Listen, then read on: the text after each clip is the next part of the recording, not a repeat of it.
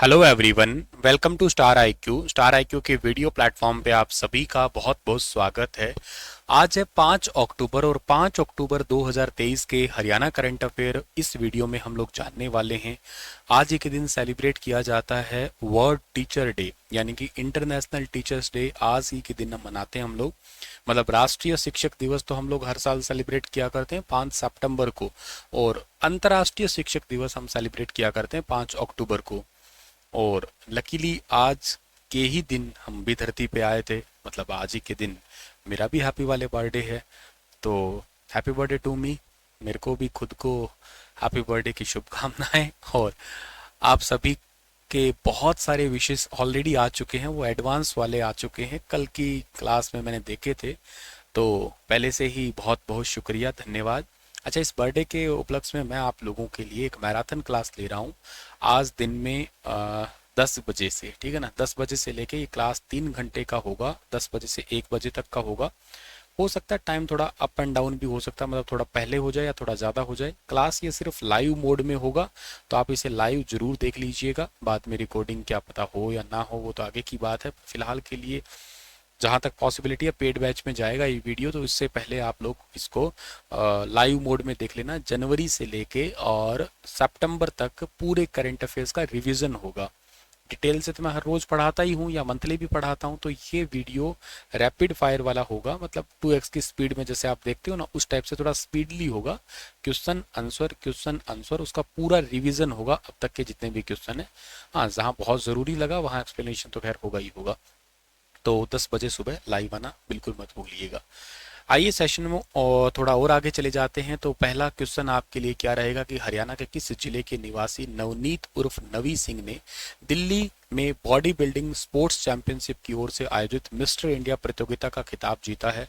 तो ये खिताब जीतने वाले तो ठीक है, पर ये कहाँ के रहने वाले हैं? ये रहने वाले हरियाणा के नारनौल के हैं, यानी कि इस पर्टिकुलर क्वेश्चन का आंसर नंबर डी है, वो बिल्कुल ठीक रहेगा। नारनौल, नारनौल कहिए या आप लोग ये क्षेत्र एक्चुअली महेंद्रगढ़ कहिए, क्योंकि महेंद्रगढ़ का मुख्यालय जो है ना, आप लोग नारनौल को ही पढ़ा करते हैं। एकमात्र हरियाणा का जिला है जिसका हेडक्वार्टर खुद के जिले के अंदर नहीं है, तो आप इसको जरूर याद रख लेना। अच्छा, मैं एक बात जरूर याद करता हूँ जब भी महेंद्रगढ़ का नाम आता है, तो ढोसी की पहाड़ी और इसकी सबसे ऊंची चोटी जो है वो कौन सी है? वो है ढाणी कुलताजपुर। ठीक है ना, ढाणी कुलताजपुर। ढाणी कुलताजपुर सबसे ऊंची चोटी 652 मीटर इसकी ऊंचाई है, और ये अरावली की पहाड़ी की सबसे ऊंची चोटी है एक्चुअली, मतलब ढोसी की पहाड़ी के अंदर आता है ये। ठीक है, हरियाणा के अंदर सरसों भी ज्यादा होती है इस जिले के अंदर। इस जिले का एक सेंट्रल यूनिवर्सिटी का नाम भी शायद आपको याद आ रहा होगा। और अगर आपसे पूछ लिया जाए कि हरियाणा के अंदर सबसे कम मुस्लिम, देखो सबसे ज्यादा मुस्लिम कहाँ पे है? सबसे ज्यादा मुस्लिम तो नूह में है, लेकिन सबसे कम मुस्लिम कहाँ पे? हरियाणा के अंदर सबसे कम मुस्लिम इसी जिले के अंदर है, यानी कि महेंद्रगढ़ के अंदर पड़ते हैं सबसे कम मुस्लिम। ठीक है, और इसके अलावा हरियाणा में कम मुस्लिम भी है, सबसे कम बौद्ध धर्म वाले भी हैं। ठीक है ना, बौद्ध धर्म को भी सबसे कम मानने वाले हैं। सबसे ज्यादा बौद्ध धर्म वाले कहाँ पे हैं? पंचकुला के अंदर है। महेंद्रगढ़ के अंदर तो लगभग कोई 70-75 परिवार दिखाई देते हैं, और वहाँ पे जो आपका पंचकुला है वहाँ पे 1000 के आसपास है। ओवरऑल भी एक क्वेश्चन एक बार एचएसएससी ने पूछा था कि हरियाणा में सबसे कम धर्म मानने वाला मतलब सबसे कम कौन सा धर्म है हरियाणा में, तो सबसे कम धर्म आपको अगर पूछ लिया जाए तो यही है, बौद्ध और जैन। ये सबसे कम धर्मों में इनकी संख्या दी जाती है। इसके अलावा यहाँ पे आंवले बहुत होते हैं हरियाणा में, पूछ लिया जाए सबसे ज़्यादा तो नहीं कह सकता, वो तो भिवानी के अंदर है, लेकिन हाँ, भिवानी के बाद कहीं ना कहीं नंबर इस जिले का भी आता है, तो यहाँ पे आंवले होते हैं अच्छी खासी मात्रा में, कह सकते हो आप लोग। बाजरा बहुत होता है यहाँ पे, तो आप बाजरा याद कर सकते हो। खनिज यहाँ पे पाए जाते हैं, एस्बेस्टस वगैरह है इस टाइप के, ये खनिज इस जिले के अंदर खूब पाए जाते हैं आपके।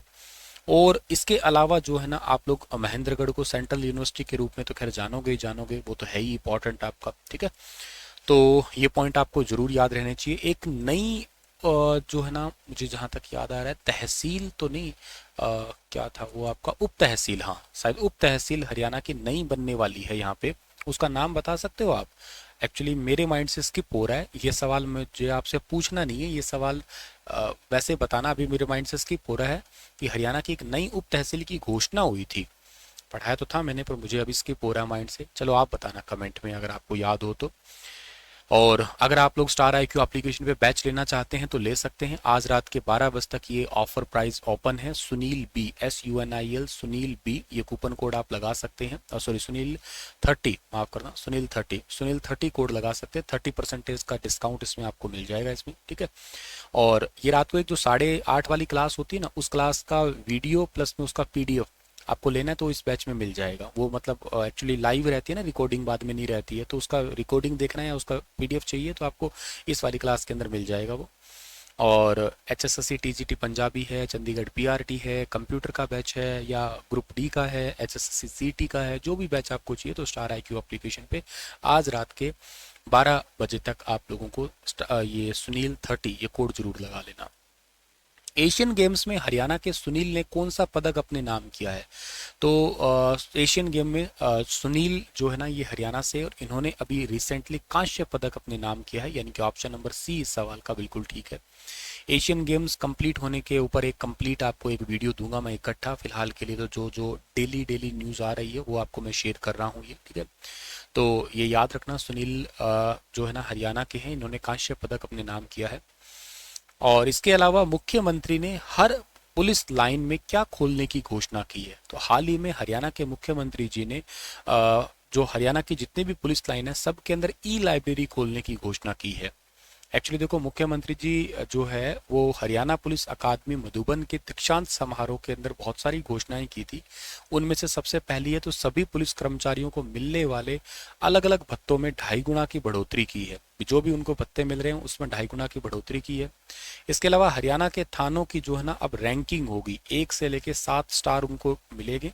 किस हिसाब से रैंकिंग होगी? रैंकिंग होगी उनके कार्यों के आधार पे। भाई कौन सा पुलिस थाना है, वो किस प्रकार का कार्य कर रहा है, उसके आधार पे जो है ना उनको ये बेसिकली रैंकिंग दी जाएगी। जैसे काम का मतलब, सर काम का मतलब यहाँ पे ये है कि कौन सा पुलिस थाना ऐसा है जिसके पास में जो शिकायतें हैं, शिकायतों का निवारण करने में सबसे पहले कौन सा है, व्यवहार कैसा है। जैसे पूरे भारत में एक गंजम जिला है, गंजम जिला पड़ता है उड़ीसा में, यहाँ का पुलिस स्टेशन है अस्का, ये सबसे बेस्ट पुलिस स्टेशन है, इसको मिला हुआ है दर्जा।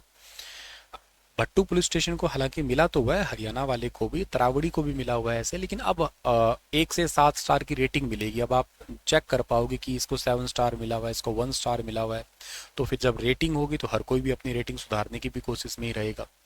राशन मनी को अब डाइट मनी के नाम से पुकारा जाएगा, ठीक है ना। अब जैसे पहले पुलिस वालों को राशन मनी दी जाती थी, अब उसको डाइट मनी कहेंगे, नाम ही बदला है एक्चुअली एक प्रकार से। अच्छा, पात्र पुलिस कर्मचारियों के कन्वेंस अलाउंस में जो है वो टोटल 6 गुना की बढ़ोतरी की जाएगी। डीएसपी को भर्ती के समय अब 10,000 रुपये वर्दी भत्ता मिलेगा। जैसे डीएसपी के पोस्ट के रूप में कोई भर्ती हुआ है, HCS या वो आप HPSC की पोस्ट के साथ ही इसमें एक वैकेंसी आती है, तो डायरेक्ट डीएसपी कोई भर्ती होता है उस समय 10,000 रुपये उसको वर्दी भत्ता मिलेगा वर्दी के लिए। हरियाणा पुलिस प्रशिक्षण केंद्र में कार्यरत स्टाफ को विशेष भत्ते के रूप में बेसिक पे 20% अतिरिक्त राशि दी जाएगी और हर पुलिस लाइन में E-लाइब्रेरी खुलवाई जाएगी। हरियाणा में सबसे पहली E-लाइब्रेरी, वैसे भारत की भी सबसे पहली E-लाइब्रेरी थी, ये काचवा गांव की थी, ठीक है ना। काचवा गांव कहाँ पड़ता है? काचवा गांव पड़ता है आपका करनाल के अंदर, ठीक है ना, करनाल के अंदर पड़ता है, ध्यान रखिएगा आप लोग।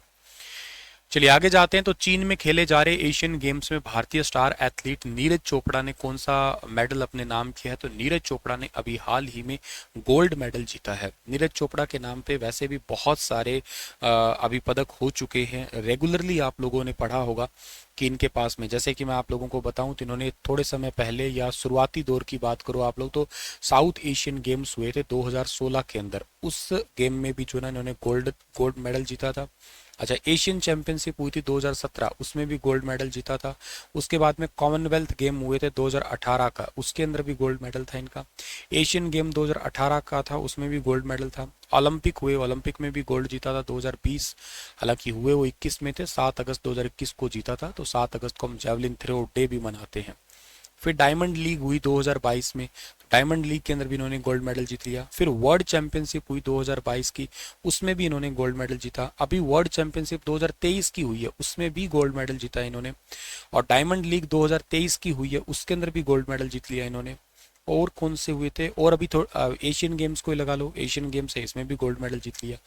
तो ये कई सारे गेम्स हैं, मतलब पेपर में आपसे क्वेश्चन पूछ सकते हैं कि साउथ एशियन गेम्स है उसमें कौन से मेडल जीता इन्होंने।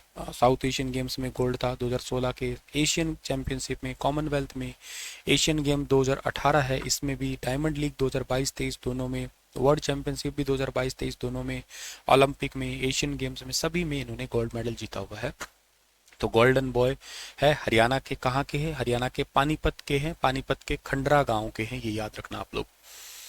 एशियन गेम्स में हरियाणा के किस जिले की बेटी परवीन हुड्डा ने कौन सा पदक जीता है? परवीन हुड्डा हरियाणा के रोहतक की है एक्चुअली, जिला मुझे पूछना चाहिए था, पर कांस्य पदक जीता है। हालांकि मैंने दोनों ही लिख दिए पर ऑप्शन ने एक ही दिया है, कांस्य है, और ये हरियाणा के रोहतक से संबंधित है, ध्यान रखना। परवीन हुड्डा हरियाणा के रोहतक की रहने वाली है। वैसे इस प्रतियोगिता में पूरे देश भर के लगभग 655 खिलाड़ी हिस्सा ले रहे हैं, बता देता हूं मैं आपको। इसमें से 85 हरियाणा के हैं और अब तक भारतीय खिलाड़ियों ने टोटल 71 मेडल जीते हैं। इनमें से 19 मेडल हरियाणा के खिलाड़ियों के हैं, जिनमें से 6 गोल्ड, 3 सिल्वर और 10 ब्रॉन्ज मेडल हरियाणा के खिलाड़ियों ने देश के पदक तालिका में बढ़ा दिए हैं। और काफ़ी आगे भी है सभी राज्यों के अंदर। ओवरऑल लिस्ट जब पढ़ाएंगे तो वेरी इंपॉर्टेंट होगा ये वाला आपके लिए, पूरा स्पोर्ट्स वाला, ठीक है। हरियाणा सरकार द्वारा विश्व प्रसिद्ध सूरजकुंड मेला परिसर में पहली बार दिवाली के मेले पर, पहली बार दिवाली पे लग रहा है, हर बार आपको पता फरवरी में लगता है ये, अच्छा दिवाली पे लग रहा है, पर ये मेला कब से कब तक लग रहा है? ये मेला लग रहा है 3 नवंबर से 10 नवंबर पे लग रहा है, दिवाली के अवसर पे। एग्जैक्ट दिवाली पे तो नहीं कह सकते, मतलब 3 से 10 नवंबर पे लग रहा है और दिवाली मेले का आयोजन होगा, इसका नाम दिवाली मेला होगा, ठीक है। हरियाणा सरकार के द्वारा विश्व प्रसिद्ध सूरजकुंड मेला परिसर पहली बार दिवाली मेले का आयोजन किया जाएगा। 3 से 10 नवंबर तक ये होने वाला है आपका। हरियाणा पर्यटन विकास निगम इस मेले को भव्य और आकर्षक बनाने के लिए तैयारियां स्टार्ट कर दी है। हरियाणा पर्यटन विभाग निगम के एमडी का नाम क्या है? नीरज कुमार है, याद रखना। और सूरजकुंड मेला परिसर में पहली बार ये मेला लगेगा और इस परिसर में 1/3 क्षेत्र का ही यूज किया जाएगा, सब पूरा कंप्लीट नहीं है। और तकरीबन 300 स्टॉल जो है इसके लिए तैयार किए जाएंगे। आपको मैं बता देता हूँ हरियाणा में पर्यटन दिवस कब मनाते हैं? 1 सितंबर को सेलिब्रेट करते हैं हरियाणा में। नेशनल कब होता है? नेशनल होता है 25 जनवरी को होता है। इंटरनेशनल कब होता है? इंटरनेशनल होता है 27 सितंबर को होता है, अभी रिसेंट गया था ये, ठीक है। अच्छा, एक बात याद रखना आप लोग कि जो हमारा हरियाणा का ये सूरजकुंड मेला पिछली बार अभी रिसेंट जो गया है ना, जो एक्चुअली पूरे साल वाला लगता है, वो भी आपका 3 तारीख से लगा था, 3 फरवरी से लगा था, 3 फरवरी से 19 फरवरी के बीच में था।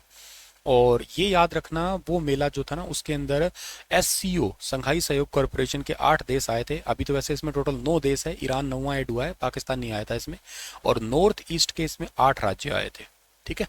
तो ये पॉइंट भी आप लोगों के लिए याद करने वाला पॉइंट है और जरूरी पॉइंट भी है। सूरजकुंड, सूरजकुंड मेला फरीदाबाद का मेला है, बड़ा इंपॉर्टेंट है ये, फरीदाबाद जिले के अंदर या फरीदाबाद जिले से संबंधित। फरीदाबाद जिला भी हरियाणा के लिए काफी ज्यादा महत्वपूर्ण है ये। जैसे एक फूल है हरियाणा के अंदर जिसका नाम आप लोगों ने कई बार सुना होगा कि गैलिडियोलस, जो वो आपका जो गैलिडियोलस फूल है, ये भी हरियाणा में सबसे ज्यादा फरीदाबाद में ही होता है। और इसी के पास एक जिला पलवल है, पलवल के अंदर रजनीगंधा फूल खूब होता है आपका। और पलवल एक्चुअली फरीदाबाद से ही निकल के एक अलग जिला जो है ना वो बनाया गया था। तो और हरियाणा में सबसे ज़्यादा जनसंख्या घनत्व वो भी इसी का ही है, ये भी पॉइंट आप लोगों को याद रखना है, इसी जिले का ये जनसंख्या घनत्व लगा लो। और जनसंख्या घनत्व के अलावा सबसे ज़्यादा जनसंख्या भी लगा लो, चाहे जनसंख्या घनत्व कितना है वैसे इस जिले का फरीदाबाद का, उल्टा सीधा एक समान ऐसे याद करना, 2442 है, 2442 2442। सबसे कम किसका है? सिरसा का, वो भी उल्टा सीधा एक समान 303 है। सिरसा का सबसे कम है और सबसे ज़्यादा आप याद करिएगा फरीदाबाद जिले का है आपका। सबसे ज़्यादा जनसंख्या वाला जिला भी आप याद करें तो फरीदाबाद ही याद करेंगे, जनसंख्या घनत्व भी याद करेंगे तो भी इसी जिले का ही याद करेंगे। ये जनसंख्या घनत्व वाला पूछा जा चुका है। हरियाणा का सबसे पहला नगर निगम भी अगर आपसे पूछ लिया जाए ना तो भी फरीदाबाद है, ये याद रखना। और इस जिले की जनसंख्या 18 लाख से भी आपकी ज़्यादा है, 18,09733 करके इसकी जनसंख्या तकरीबन 18 लाख से भी ज़्यादा वाला, मतलब सबसे ज़्यादा जनसंख्या है इसी जिले के अंदर। अच्छा, इसके अंदर सबसे ज़्यादा हरियाणा में ना क्रिश्चियन यानी कि ईसाई धर्म वाले लोग सबसे ज़्यादा, अगर पूछ लिया जाए हरियाणा में कहाँ पे है तो ईसाई धर्म वाले सबसे ज़्यादा लोग हरियाणा के अंदर फरीदाबाद के अंदर ही है, तकरीबन 9-10 हज़ार के आसपास लोग होंगे, ठीक है। और हरियाणा के अंदर आयुर्वेदिक संस्थान इसके अंदर लगभग सबसे कम है, फरीदाबाद में सबसे कम है। सबसे ज़्यादा ये आयुर्वेदिक संस्थान वाला जो जिला है वो हिसार जिला है, लेकिन सबसे कम वाला है वो फरीदाबाद जिला है, ये याद रखना आप लोग। तो चलो दोस्तों ये बातें आपको याद रखना है। और एक बात और है फरीदाबाद की, सबसे कम सड़कों की लंबाई इसी के अंदर है। सबसे ज़्यादा तो फिलहाल के लिए हिसार हो गया है, लगभग 2600 से ज़्यादा है, लेकिन इसमें तो 428 के किलोमीटर के आसपास है आर्थिक सर्वेक्षण अगर लेटेस्ट वाला डेटा देखें तो हम लोग यहाँ पे। ठीक है, चलिए सर, ये बात आप लोगों को ज़रूर याद रखनी है और मिलते हैं हम लोग आप लोगों को अगली क्लास के अंदर। अच्छा, उससे पहले कल क्लास में मैंने आप लोगों को क्या पढ़ाया था, एक ये स्मार्टफोन वाला बताया था ना, ये वोटर वाला, वोट एक्चुअली जिनका जन्म 2 जनवरी 2004 से 1 जनवरी 2006 के बीच में हुआ है और उन्होंने अपना वोट नहीं बनवाया है, तो वो वोटर हेल्पलाइन पर ऑनलाइन फॉर्म भरकर, ऑनलाइन फॉर्म 6 एक्चुअली वो भरकर मतदाता बन सकते हैं। और फिर उसके लिए आपको पता ही है योजना का नाम क्या है, मतदाता बनने का शुरू हुआ त्योहार, आओ भाग कर पाएं आकर्षक उपहार, जिसमें लैपटॉप, स्मार्टफोन और पेन ड्राइव वगैरह दिए जाएंगे। वो तो मैंने आपको कल बता ही दिया था। और इसके अलावा इनको टी शर्ट वगैरह भी दी जाएगी। 5 जनवरी 2024 को एक लिस्ट आएगी। अगर आपने नहीं बनाया अपना वोट तो ज़रूर बनाइएगा जागरूक होने के नाते। वोटर डे कब मनाते हैं आप? 2011 से स्टार्ट किया था, 25 जनवरी को हर साल मनाते हैं हम लोग। मैंने अपनी वो जीके वाली क्लास में इसको याद करवाया होगा। 8:30 वाली क्लास जरूर देखा करो, बहुत ही बेनिफिशियल होती है। क्लास में साथ के साथ याद करवाने की कोशिश, मेहनत करता हूँ मैं। चलिए, thank you so much dear, और आज का यही हमारा सेशन था। अच्छा, आप आज फीडबैक भी दे सकते हैं मुझे, मतलब ये आज के लेक्चर के लिए नहीं, आप मुझे ओवरऑल अपना फीडबैक दे सकते हैं। कोई इम्प्रूवमेंट है तो पॉजिटिव वे में बता सकते हैं, कोई इम्प्रूवमेंट हम कर सकते हैं। कोई सजेशन देना चाहते हैं तो आप दे सकते हैं। आज हमारा बर्थडे है तो इसके उपलक्ष्य में आप हमें बता सकते हैं कि कैसे हमारे सेशन होते हैं, क्या आपकी ज़िंदगी में वाकई कोई बदलाव आ रहा है क्या। झूठा मत कहना, सच में जो कुछ लग रहा है तो ही कहना, अदरवाइज कोई ज़रूरी नहीं है, ऐसा कोई नेसेसरी नहीं है। ये फीडबैक मैं इसलिए मांग रहा हूँ क्योंकि मुझ में इम्प्रूवमेंट चाहिए मुझे, ठीक है ना। अपडेशन हमेशा होना चाहिए। बिना अपडेट तो कहते हैं ना कि पानी अगर रुक जाए तो उसमें बदबू आने लग जाती है। और मैं चाहता हूँ कि ये चीज़ अगर मैं बोल रहा हूँ तो ये ठीक है, भगवान ने सद्बुद्धि दे रखी है। वरना अक्सर ऐसा होता है कि लोग घमंड कर लेते हैं कि यार ठीक है ये चीज़ तो अब क्या अपडेट करना, मुझे कोई क्या ही सलाह देगा। पर मैं चाहता हूँ कि आप मेरे सबसे पहले शिक्षक हैं। अंतर्राष्ट्रीय शिक्षक दिवस की आप सभी को बहुत बहुत शुभकामनाएं हैं और मेरा शुभ आशीर्वाद भी है आपको एक अध्यापक होने के नाते। और मैं चाहता हूँ कि आप ही मेरे असली शिक्षक हैं। आप ही बताएंगे कि कैसा और इम्प्रूवमेंट आप कर सकते हैं और हम नया कर सकते हैं, कैसे अपने 1 लाख सब्सक्राइबर और जल्दी पूरे हो सकते हैं, क्या चीज़ हमें ऐड ऑन करनी चाहिए। और अगर आपको लगता है कि आप इसमें मेरी मदद कर सकते हैं, जैसे कोई जीके के क्वेश्चन बनाने में भी हो सकती है, वो पीपीटी बनाने में भी हो सकती है। मदद दो तरीके की हो सकती है इन द सेंस, एक तो आप बिल्कुल वैसे, और भाई ठीक है सर मुझे वैसे ही मदद करनी है आपकी, जस्ट फॉर मेरे पास भाई अच्छा लग रहा है आपकी हेल्प करना। और किसी को लगता है कि सर नहीं देखो मदद तो करनी है, नो इशू, पर थोड़ा इसके बदले में थोड़ा मेहनताना भी दे देना, तो वो भी चलेगा, कोई इशू नहीं है। तो आप मुझे दोनों ही तरीके से बता सकते हैं वो, ठीक है। शुक्रिया, राधे राधे। आपके लिए एक सवाल छोड़ के जा रहा हूँ। एशियन गेम्स की मुक्केबाजी प्रतिस्पर्धा में भिवानी की बेटी प्रीति पंवार ने कौन सा पदक जीता है? इसका भी सही जवाब क्या होगा आप जरूर बताना। शुक्रिया और अपना ख्याल जरूर रखना, और आपकी विशेष के लिए बहुत बहुत शुक्रिया, बहुत बहुत धन्यवाद।